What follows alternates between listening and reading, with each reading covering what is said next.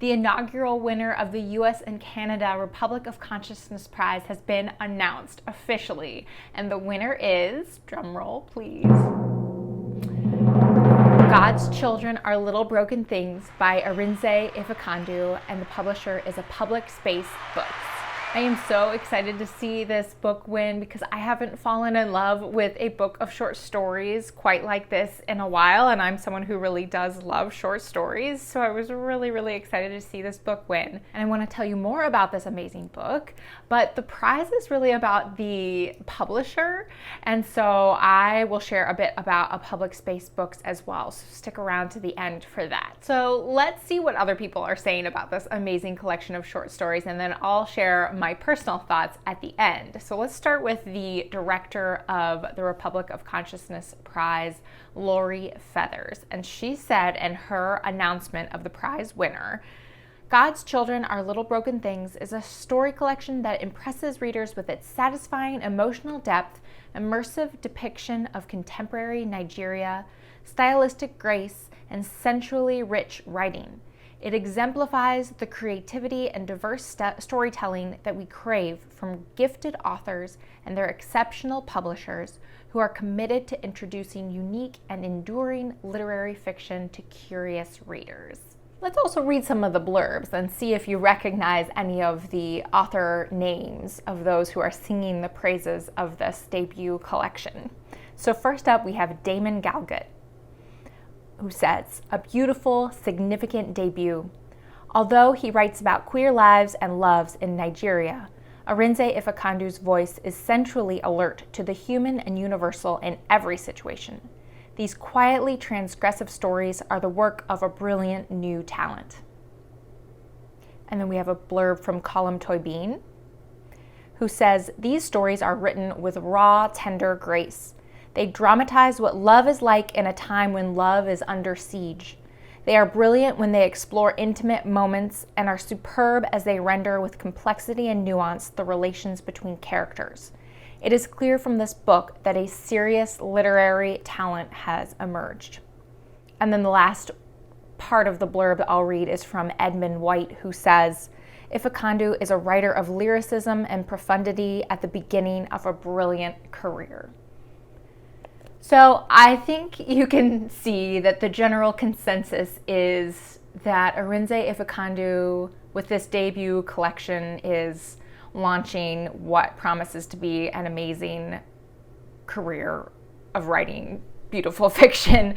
These stories were so stunningly beautiful. I loved every single one of them. There were 9 stories in this collection. I generally go into most short story collections or reading a single short story itself, not ever really expecting to be wowed until the end of the story. I almost approach short stories more like poetry than I approach them like a novel. So I expect to go into a short story being disoriented, having to figure my way around, and knowing and hoping and expecting that by the end of the story there will be some sort of turn that will either bring the whole story together or will explode the whole story apart. So in that way, I do feel like short stories for me are more similar to poetry in that the reward is earned at the end.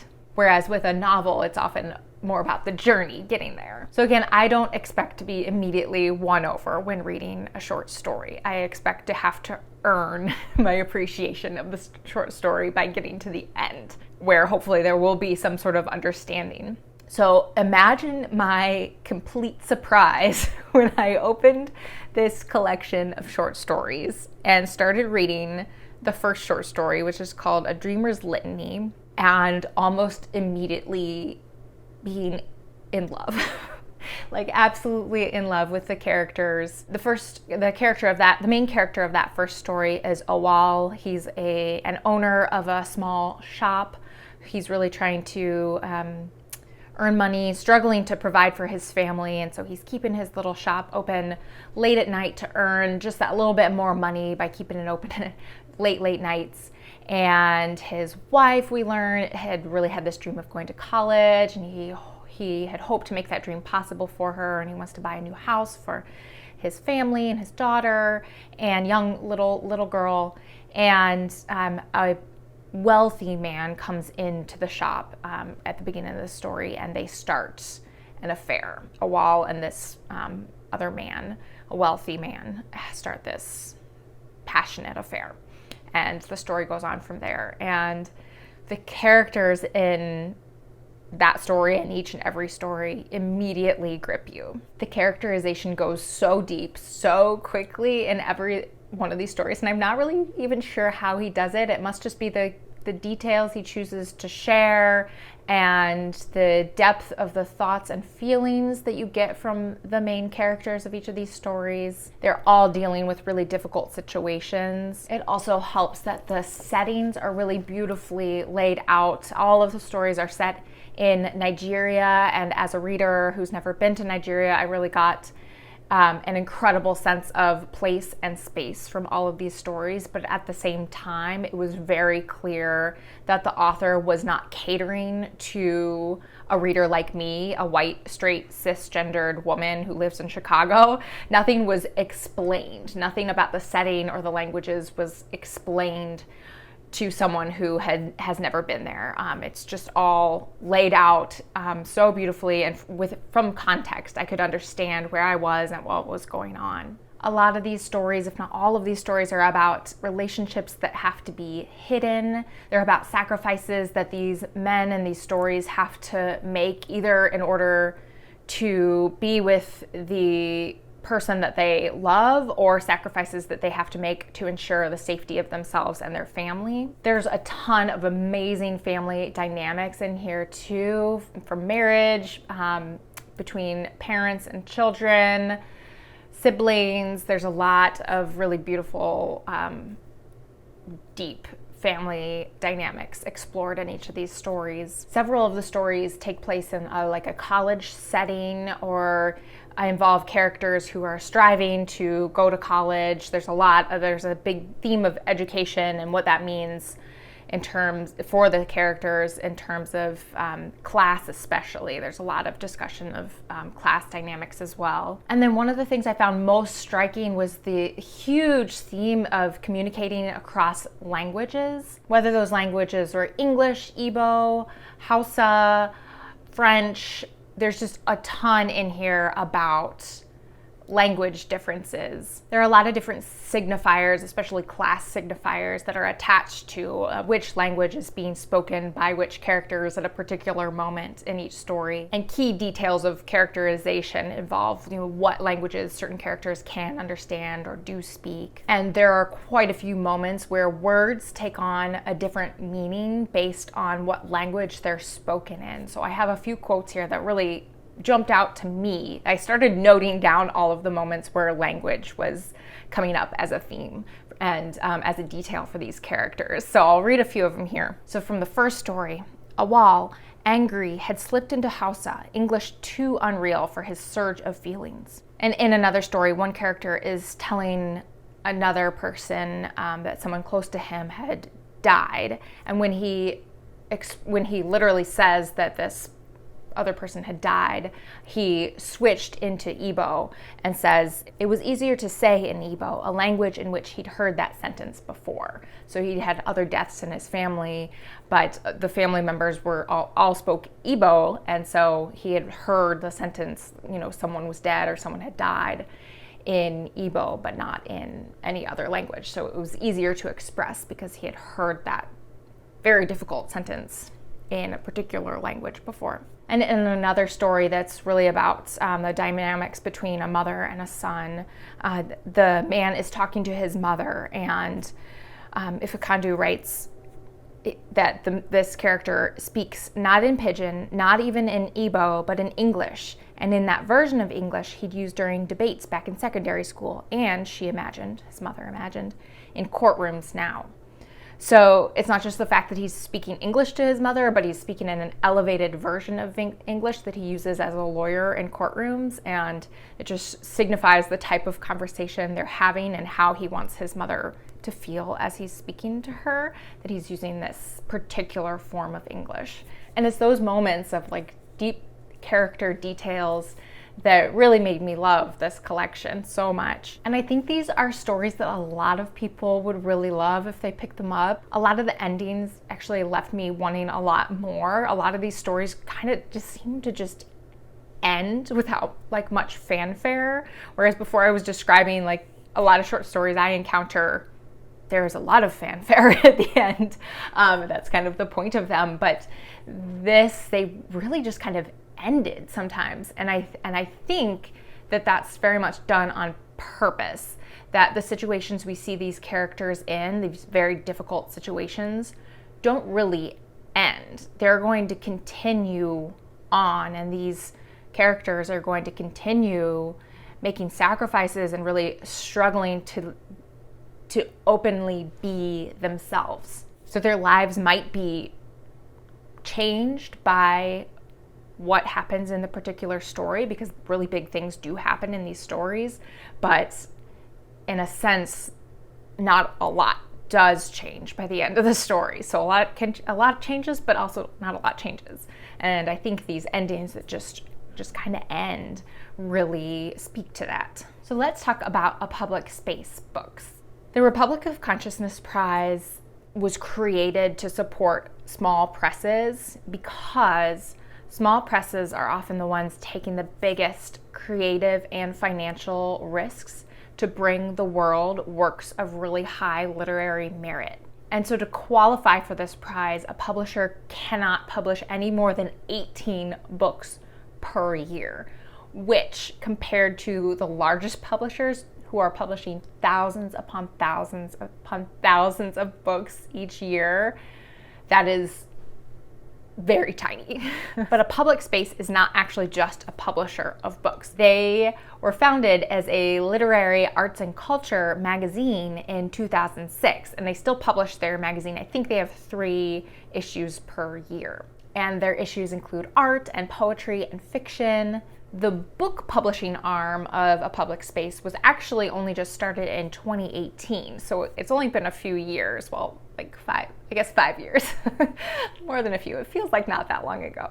They also have what they call their academy, and they have writing workshops and master classes through this academy that seem to take place mostly online. So for example, there is a masterclass with Rumen Alam that you can sign up for that is happening on April 6th, and I think it's like a 2-hour class over Zoom, and I think it's like something like $85 for this 2-hour masterclass with Rumen Alam, and the class focuses on dialogue in fiction.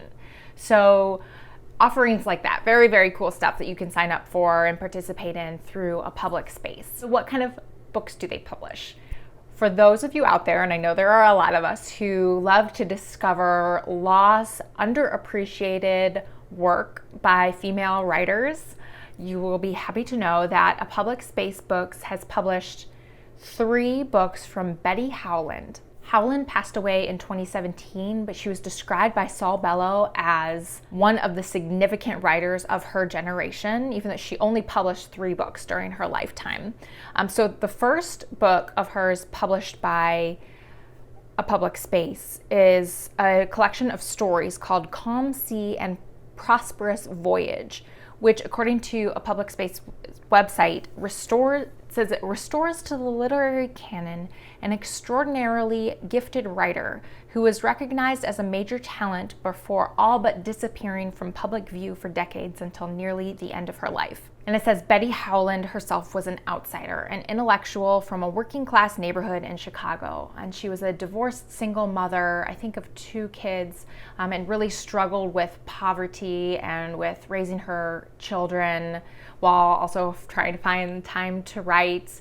And I believe these short stories really pull from those aspects of her own life, but they also sound like they're filled with a lot of humor, a lot of, I assume, pretty dark humor. So then they also published a book called W3, which was first published by Howland in 1974. It was her first book that Howland published, and it launched her career, and it is a memoir. And it says that in 1968, Betty Howland was 31, a single mother of 2 young sons, struggling to support her family on the part-time salary of a librarian, laboring day and night at her typewriter to be a writer. One afternoon, while staying at her friend Saul Bellow's apartment, she swallowed a bottle of pills. W3 is both an extraordinary portrait of the community of Ward 3, the psychiatric wing of the Chicago hospital where she was admitted, and a record of a defining moment in a writer's life.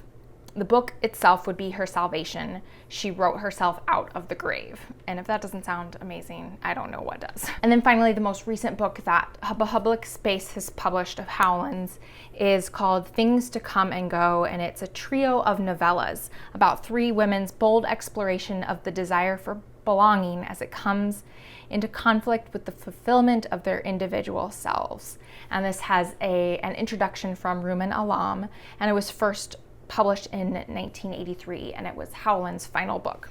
And for you Tolstoy fans out there, there is a book called Tolstoy Together, 85 Days of War and Peace with Yi-Yoon Lee, and Lee is the author of the recently published novel, The Book of Goose. And in Tolstoy Together, 85 Days of War and Peace, Lee invites readers to join her on a journey reading through War and Peace, and it's actually an account of an online book club that Lee created during the pandemic. And so this book resulted from the amazing discussions that she had online with readers from around the world who were reading War and Peace together.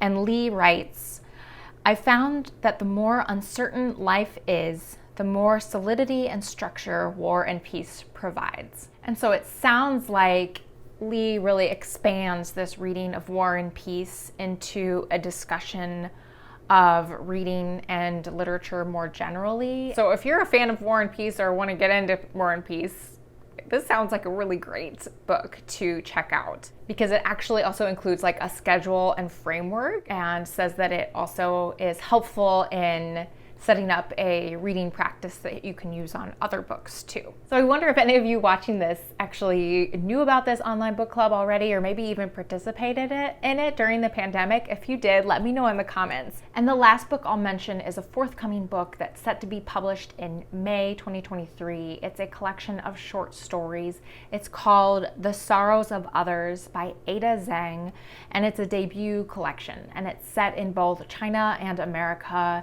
and it involves generations of characters after the Cultural Revolution. And it's described as a dazzling collection about people confronted with being outsiders, as immigrants, as revolutionaries, and even often within their own families. And there are some wonderful reviews and blurbs from authors I personally really admire, including Yi-Yoon Lee, Jess Walter, Jai Chakrabarty, and most excitingly, for me at least, Jamel Brinkley, who is the author of one of my very favorite short story collections of all time called The Lucky Man. This is published by Grey Wolf. I love this short story collection, so I will read Brinkley's blurb of the Book of Sorrows because I love his writing. Each story in The Sorrows of Others is elegantly braided and brushed with a careful hand. This debut collection resists the temptations of flash and clamor, embracing a more modulated, substantial prose that resonates richly with a deep understanding of character and of true mystery. Prepare at each story's end to be left wondering and aching. So that's A Public Space, and that is God's Children Are Little Broken Things by Arinze Ifeakandu. If any of those books sounded at all intriguing to you, I hope you will subscribe, and together we will work on getting these amazing books and this amazing publisher more of the buzz that they deserve. Alrighty, thank you so much for joining me today. I'm signing off from Chicago. I hope you have a great rest of your day wherever you are. I'll talk to you later. Bye.